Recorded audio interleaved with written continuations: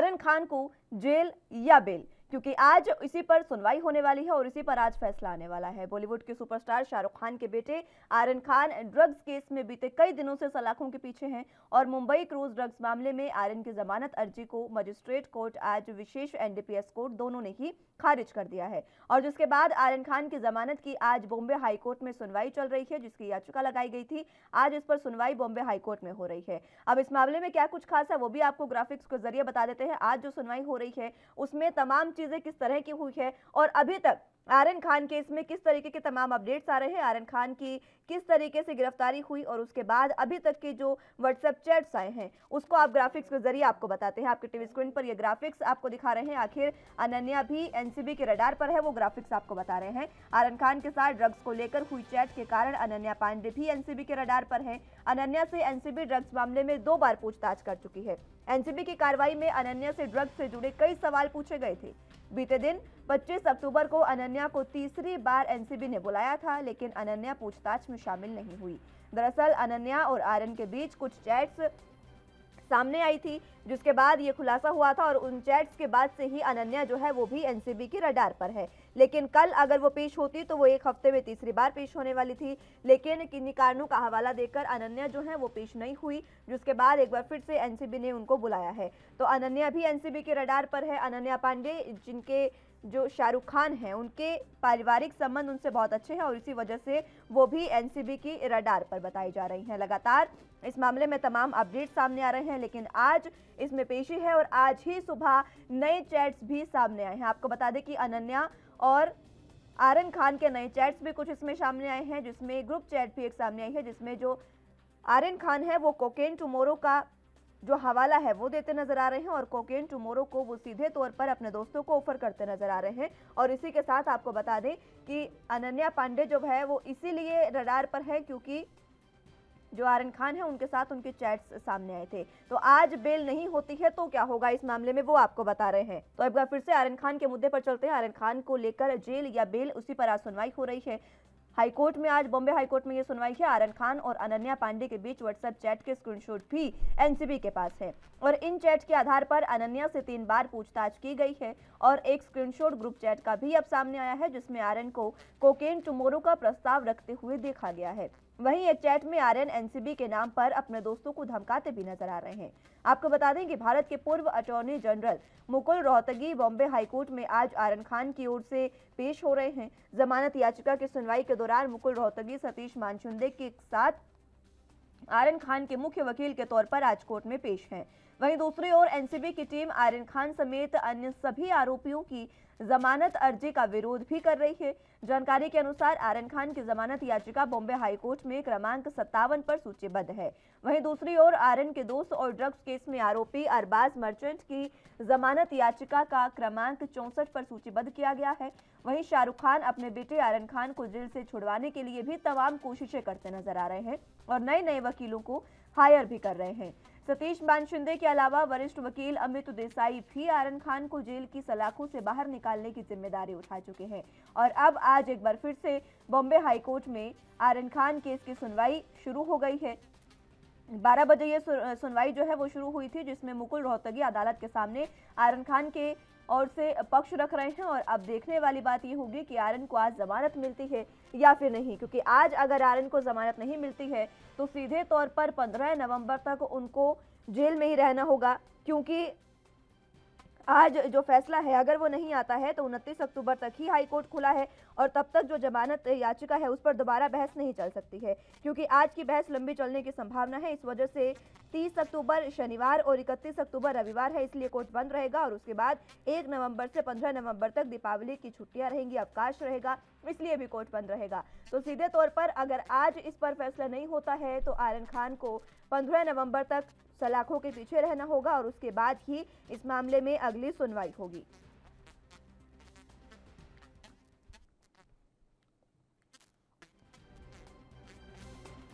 तो आपको बता दें कि आज की सुनवाई में आर्यन के वकील जमानत की मांग भी करने वाले हैं, लेकिन एनसीबी पिछले 3 से 4 दिनों में हुए नए प्रकरणों और अन्य आर्यन की चैट के आधार पर जमानत का विरोध भी करेगी। अब आपको ये भी ग्राफिक्स के जरिए बता रहे हैं कि व्हाट्सएप चैट आखिर कितना बड़ा सबूत माना जा सकता है। आरएन के खिलाफ व्हाट्सएप चैट को एनसीबी कोर्ट में बतौर सेकेंडरी एविडेंस यूज कर सकता है, क्योंकि जो व्हाट्सएप चैट है उसको सेकेंडरी एविडेंस के तौर पर अगर एनसीबी यूज करती है तो आगे चलकर ट्रायल में एनसीबी को ये प्रूव करना होगा कि उन्होंने उसे एविडेंस के तौर पर क्यों इस्तेमाल किया है। अभी फिलहाल मामला बेल के स्टेज में है।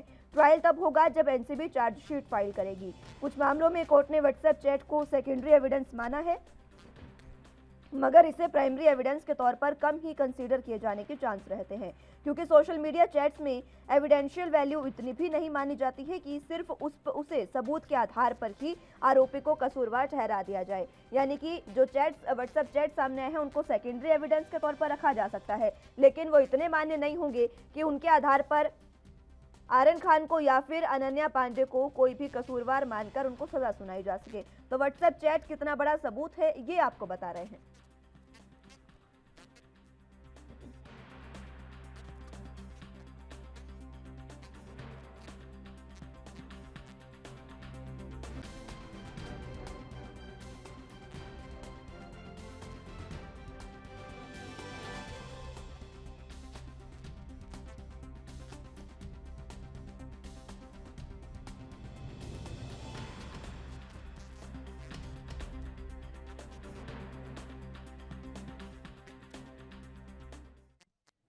तो इसी मामले पर चर्चा की शुरुआत कर लेते हैं। हमारे साथ तमाम गेस्ट मौजूद हैं, उनका तारुफ आपसे करवा देते हैं। सबसे पहले सत्यप्रकाश सोनी हमारे साथ मुंबई से संवाददाता जुड़ चुके हैं, और उसी के साथ हमारे साथ चंद्रशेखर त्रिशूल जी बतौर पॉलिटिकल एक्सपर्ट हमारे साथ जुड़ चुके हैं, और इसी के साथ लेखिका भी हमारे साथ जुड़ चुकी हैं। बहुत स्वागत है आप तीनों का एनबी न्यूज़ पर।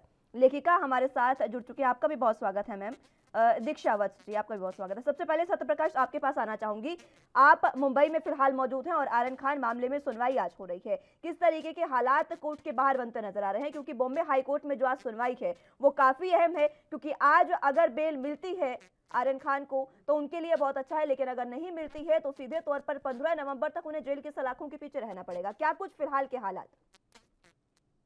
बिल्कुल मुस्कान, देखिए आर्यन खान को लेकर आज बॉम्बे हाई कोर्ट में सुनवाई होने वाली है। हालांकि यह तैयारी पूरी तरह से हो गई है, दोनों पक्षों के वकील पहुंच चुके हैं, लेकिन आपको बता दें कि आज एनसीबी एक बार फिर से पूरी कोशिश करेगी कि आर्यन खान को जमानत न मिले, क्योंकि जिस तरह से ताजा ड्रग्स चैट मिला है आर्यन खान और अनन्या पांडे की चैट से, इसमें साफ खुलासा हुआ कि अनन्या पांडे ने कई बार आर्यन खान के लिए ड्रग्स मुहैया करवाया है। हालांकि आर्यन खान ने कई बार अनन्या पांडे से ड्रग्स की मांग भी की है। तो जाहिर तौर पर एनसीबी अपना पक्ष रखेगी और एनसीबी पूरी कोशिश में है कि आर्यन खान को जमानत न मिले। दूसरी तरफ जिस तरह से एनसीबी के जोनल डायरेक्टर समीर वानखेड़े के ऊपर आरोप लगाए गए हैं कि 25 करोड़ की जो डील हुई है उसमें 8 करोड़ रुपए समीर वानखेड़े को मिलने थे, जिसमें 18 करोड़ की डील फाइनल होते। जाहिर तौर पर एनसीबी अप्रूव करेगी कि अगर पैसे लिए होते तो आर्यन खान को जमानत मिल जाती। तो जाहिर तौर पर इस बार एक बार फिर से एनसीबी कोशिश करेगी कि आर्यन खान को किसी भी हालत में जमानत न मिले, और इसको लेकर एनसीबी लगातार ड्रग्स चैट का हवाला देगी और यह बताएगी कि किस तरह से आर्यन खान की संलिप्तता ड्रग्स में पूरी तरह से है। जी ठीक है सत्यप्रकाश, लौटूंगे मैं आपके पास। त्रिशूल जी आपके पास आना चाहूंगी। देखिए आज जो व्हाट्सएप चैट आज सुबह ही सामने आए हैं, ग्रुप चैट भी सामने आई है, जिसमें जो आर्यन खान है वो कोकेन टुमारो का हवाला देते नजर आ रहे हैं, इस पर बातचीत करते नजर आ रहे हैं और अपने दोस्तों को इसके लिए आमंत्रित भी करते नजर आ रहे हैं। ये जो चैट सामने आई है उनको आधार बनाकर एनसीबी किस तरीके से आज की जमानत को रोक सकती है, या फिर यूं कहें क्योंकि सेकेंडरी एविडेंस के तौर पर एनसीबी जो है वो व्हाट्सएप चैट को वहां पर इस्तेमाल कर सकती है हाईकोर्ट में। लेकिन अगर बात करें व्हाट्सएप की तो व्हाट्सएप चैट इतनी ज्यादा आधार उनका नहीं माना जाता है कि उसके आधार पर किसी को कसूरवार ठहराया जा सके। किस तरीके की स्थितियां आज बन सकती हैं? देखिए मुस्कान, तमाम हालात पर अगर हम नज़र डालते हैं तो आज सबसे बड़ी बात है कि तमाम बातें मीडिया में चल रही हैं, तमाम बातें एक काकस बनाया गया है एनसीबी को लेकर, आर्यन खान को लेकर। लेकिन सबसे गौरतलब बात ये है जो आज तक शायद किसी चैनल ने इस बात को नहीं उठाया है, सबसे पहले इस बात को एएनबी उठा रहा है कि सिनालोआ कार्टेल जो कि अमेरिका में ड्रग सिंडिकेट चलाते हैं, और एक भारत की प्रतिष्ठित मैगजीन ने यह खुलासा किया था 2020 में कि उनका परिवार जयपुर आया था 10 महीने पहले यानी 2 साल पहले सिनालो कार्टेल का परिवार जयपुर आता है। भारत में सारी जांच एजेंसी को सतर्क किया जाता है। रॉ से लेके एनसीबी को कहा जाता है कि ड्रग सिंडिकेट है, दुनिया के बड़े ड्रग सिंडिकेट में आता है। बावजूद इसके उनका परिवार कहीं किसी कैमरे की नज़र में नहीं आता है, कहीं किसी जांच एजेंसी की नज़र में नहीं आता है। तो सवाल ये है कि अब ये जो हो रहा है ये क्या हो रहा है? एनसीबी कितनी ईमानदार है, या जांच एजेंसियां कितनी ईमानदार हैं, या आर्यन खान कितने ईमानदार हैं? सारी चीज़ें सवालों के घेरे में हैं। लेकिन सबसे बड़ी बात यह है कि जो बात मीडिया को भी उठानी चाहिए थी वो अभी तक नहीं उठ पाई है। लेकिन आज सबसे पहले ये बात का खुलासा जो ये खुलासा है ये एएनबी कर रहा है कि सिनालोआ कार्टेल का परिवार अगर 2 साल पहले जयपुर आया था, हिंदुस्तान में आया था, भारत में आया था, तब एनसीबी ने क्या कदम उठाए थे, एनसीबी को अलर्ट किया गया था, एनसीबी ने उस पर क्या कदम उठाए। अब जब आर्यन खान की गिरफ्तारी हुई है, तमाम ड्रग सिंडिकेट का खुलासा हुआ जा रहा है, तो ये बात गौरतलब है कि एनसीबी को कहीं ना कहीं अपने गिरेबान में भी झांकना होगा।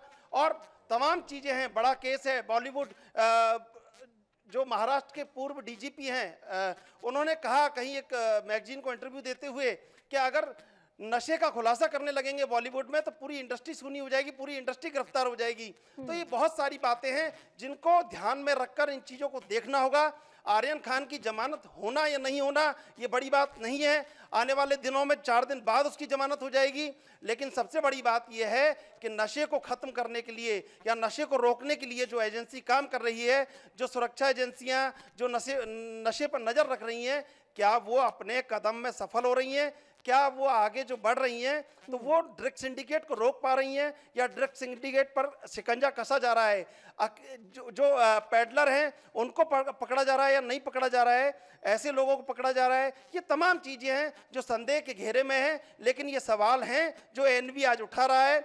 आर्यन खान को बेल हो जाएगी, नहीं होगी, लेकिन सवाल फिर भी खड़ा रहेगा कि सिनालोआ कार्टेल का परिवार 2 साल पहले भारत आया और उसको जांच एजेंसी की नज़र से भी बच गया और किसी मीडिया और किसी कैमरे की नज़र में भी नहीं आया। तो आखिर पीछे पर्दे के पीछे क्या है? बिल्कुल। और त्रिशूल जी देखिए, इसको लेकर रजूकदारों की शह का भी नतीजा ये कहा जा सकता है। बहुत बड़ा सवाल आपने उठाया कि आखिर जब कार्टेल का परिवार यहाँ पर आया तो किस तरीके से वो कैमरे की नजर से बचता नजर आया, क्योंकि अगर इसके पीछे रसूखदार होंगे तभी तो वो बचते नजर आए, वरना मीडिया के कैमरे से कोई बच सके ऐसा कभी हो नहीं सकता।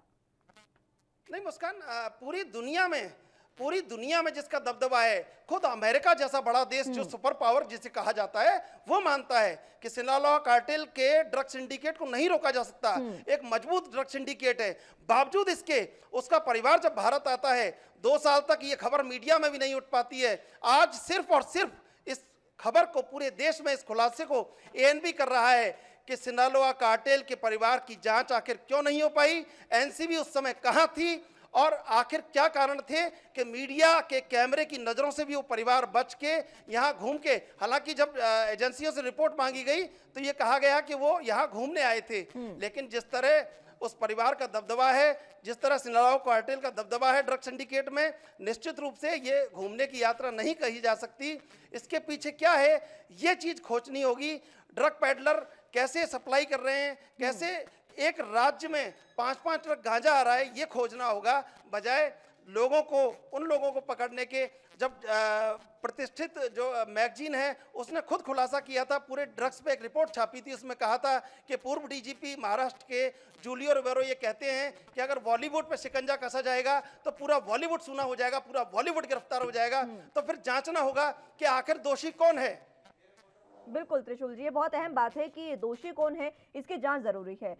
दीक्षा जी, आपके पास में आना चाहूंगी। देखिए, जिस तरीके से लगातार जो युवा है वो नशे की चपेट में आते नजर आ रहे हैं। आर्यन खान की उम्र आखिर है ही कितनी, 25 से भी कम उम्र है उनकी। और चाहे आप अनन्या पांडे की बात ले लीजिए, जब इन तमाम ये जो लोग हैं, सेलिब्रिटीज के जो बच्चे कह लीजिए या फिर वो खुद सेलिब्रिटीज जो हैं, उनको जनता अपना आइडियल मानती है, जब वहीं पर इस तरीके से पूरा ड्रग्स का कारोबार पूरे बॉलीवुड में चलता नजर आएगा तो फिर आखिर पब्लिक किस तरीके से इन चीजों को देखेगी?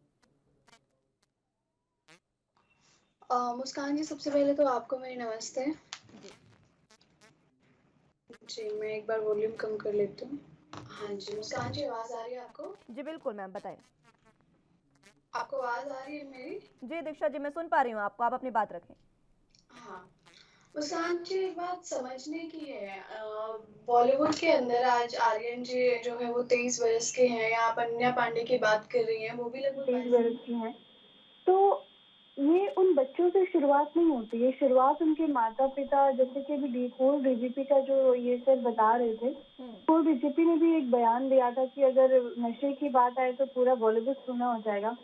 तो ये जो ड्रग्स का जो लेन-देन होता है ना, ये उनके घरों में इतना ईज़ी टू यूज़ होता है कि वो उनके लिए एक रेगुलर, या फिर आप ये कह सकते हैं हैबिचुअल चीज़ हो जाती है। और अगर आप कंगना रनौत जी ने भी एक बार पिछले बरस एक स्टेटमेंट दिया था जहाँ पे कई बॉलीवुड स्टार के नाम लिए थे उन्होंने बड़ी गारंटी के साथ। या मैं ये पूछना चाहती हूँ कि पिछले साल जब दीपिका पादुकोण हो गई या सारा अली खान हो गई, रकुल प्रीत जी, इन सब पर जब एनसीबी का शिकंजा कसा था, तो वो जो जांच थी उसका क्या एक निष्कर्ष जो है, उसका क्या अंत निकला, उसका क्या लास्ट में क्या उसकी जांच का आंसर निकला, उसका तो कुछ भी आंसर नहीं निकला। अगर मैं बात करूँ समीर वानखेड़े की, तो पर्सनली समीर वानखेड़े जी का मैंने प्रोफाइल पूरा देखा हुआ है। He is a very honest NCB worker, और उन्होंने शुरुआत की, इससे पहले भी उन्होंने बहुत सारे आम लोगों को, 1500 लोगों को गिरफ्त में लिया कई अलग-अलग केसेस में। तो आपको ये समझना होगा मुस्कान जी, ये जो पूरा एनसीबी है ना, ये किसी एक व्यक्ति के ज़रिए नहीं चलता। ये एनसीबी की जो कगार है वो किसी एक व्यक्ति के ज़रिए नहीं चलती, इसमें बहुत सारे लोग होते हैं, बहुत सारे लोगों की एक टीम होती है। वहाँ पर समीर वानखेड़े जी एक बहुत ऑनेस्ट अधिकारी, आप ये कह सकते हो, वो एक अच्छा काम कर रहे हैं। लेकिन मेरा इस देश की सरकार से सिर्फ इतना कहना है कि ड्रग्स तो सिर्फ बॉलीवुड में नहीं है ना, ड्रग्स तो कितने हर राज्य में फैली हुई है। अगर आज आप पंजाब का आप एग्जाम्पल ले लें, दिल्ली का एग्जाम्पल ले लें, आम युवा हो गए या कॉलेज के स्टूडेंट, आप यकीन करना आज तो स्कूल के जो छोटे-छोटे बच्चे हैं वो भी इसका सेवन करते हैं कहीं न कहीं। तो बिल्कुल। ये सबसे मेन मुद्दा ये है कि ये जो सेंट्रल गवर्नमेंट के अंदर जो एनसीबी एजेंसी आती है, तो कोई चीज़ जब देश के अंदर आती है तभी तो उसका कंज़प्शन होता है ना।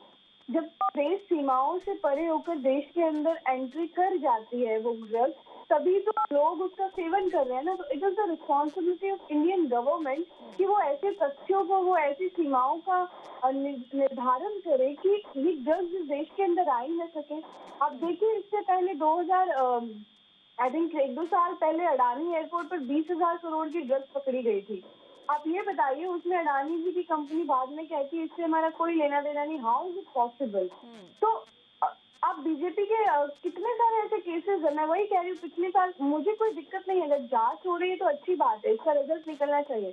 लेकिन देश के संविधान के अनुच्छेद 14 में ये भी कहा गया है कि इस देश का प्रत्येक व्यक्ति समान है, इस देश का कानून 140 करोड़ लोगों के लिए समान है। तो अडानी जी के ऊपर क्यों कोई जांच नहीं हुई अगर आज आर्यन खान के ऊपर हो रही है? और पिछले साल जो अभिनेत्रियों पर शिकंजा कसा गया था, वो जांच कहाँ तक पहुंची? ये कितने सारे ऐसे आम केसेस है, उनकी जांच कहाँ तक पहुंचती है? तो मेरा इतना कहना है, अगर कोई काम बेशक लग रहा हो ये राजनीतिक पारस्परिक रूप में हो रहा है, अगर कोई काम अच्छा हो रहा है तो इट्स गुड, अच्छी बात है। लेकिन वो सबके लिए बराबर होना चाहिए ना, आप हर व्यक्ति को उसका पूर्ण रूप से आप उसके अंदर लीजिए ना। आप ये नहीं कि एक हाई-फाई क्लास के केस को आपने ले लिया और आप उसी पर पब्लिसिटी बना के टीवी चैनल्स पर दिखा रहे हैं। मीडिया जो देश की सरकार का चौथा अंग माना जाता है, आज वो जो जनता जो वोट देती है उसके आम जो मुद्दे हैं वो इन्हीं कारणों से कहीं न कहीं खत्म हो जाते हैं, क्योंकि ये जो 1-2 बड़े-बड़े केसेस है उसी को टीआरपी का एक माध्यम बना लिया जाता है। तो चीज़ें बहुत सारे ऊपर-नीचे। और अगर मैं बात करूँ नवाब मलिक जी की, जो एनसीपी के नेता हैं, उनके खुद के जो जमाई थे, उनके जो बेटी के जो हस्बैंड थे, वो भी इस केस में आ चुके हैं। तो ये सिर्फ सीमित नहीं है एक व्यक्ति तक, ये फैला हुआ है। बिल्कुल दीक्षा जी, बहुत बहुत अहम वाजिब सवाल आपने उठाए हैं और इन्हीं सवालों के साथ बतौर पॉलिटिकल एडिटर मैं चंद्रशेखर जी आपके पास आना चाहूंगी। दीक्षा जी पूछ रही हैं कि पिछले साल जो तमाम सेलिब्रिटीज पर आंच आई थी, चाहे आप सुशांत सिंह राजपूत केस की बात ले लीजिए, उसके बाद जैसे एनसीबी ने शिकंजा कसा और तमाम जो माफ कीजिएगा जो सेलिब्रिटीज थे उनके नाम सामने आए, उसकी जांच कहाँ तक पहुंची है? और अगर वाकई उसकी जांच हो रही है तो अभी तक किसी ऐसे शख्स को क्यों नहीं पकड़ा गया जो ये तमाम चीजें, जो ये ड्रग पेडलर है या फिर यूं कहेंगे कि जो नशे का कारोबार जहां से शुरू हुआ वहां की चेन तक आखिर अभी तक क्यों नहीं पहुंच पाई है? देखिए मुस्कान, सबसे बड़ी बात है कि जब ऐसे मामले सामने आते हैं जो मीडिया में पूरी तरह छा जाते हैं, जिन पर लोगों का ध्यान आकर्षित होता है, चाहे वो सुशांत सिंह का मामला हो, चाहे आर्यन का मामला हो, ये तमाम मामले जब सामने आते हैं तो इनमें सबसे बड़ा जो एक बीच में एक अड़चन आती है, वो ये अड़चन आती है कि राजनीतिक दखलंदाजी होने लग जाती है और इन्हें जातियों में, इनसे जुड़े पात्रों को, इनसे जुड़े लोगों को, जो अधिकारी हैं, जो पीड़ित है, उन सब लोगों को जातियों में, धर्म के आधार पर, राजनीतिक पार्टियों के अपने अपने वोट बैंक के आधार पर बांट दिया जाता है और फिर वो पार्टियां राजनीतिक दखलंदाजी करके अपना प्रभाव उसमें सम्मिलित करने लगती हैं और शायद इससे पूरा केस टर्न होने लगता है।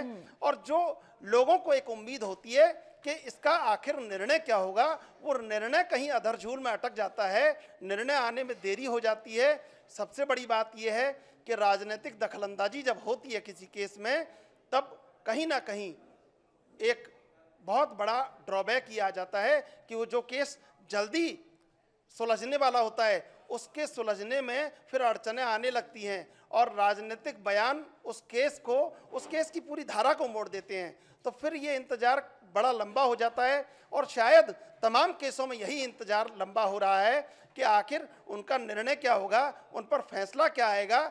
लेकिन राजनीतिक दखलंदाजी जिस तरह इस केस में भी अब एक अपना सर उठा रही है, नवाब मलिक बयान दे रहे हैं, तमाम लोग बयान दे रहे हैं, तो फिर सोचना होगा, फिर कहीं ना कहीं जांच एजेंसी को भी ये करना चाहिए कि राजनीतिक दखलंदाजी को दूर करते हुए और उनको नज़रअंदाज करते हुए अपने फैसले पर अड़े रहकर जितना जल्दी उसका निपटारा हो वो होना चाहिए।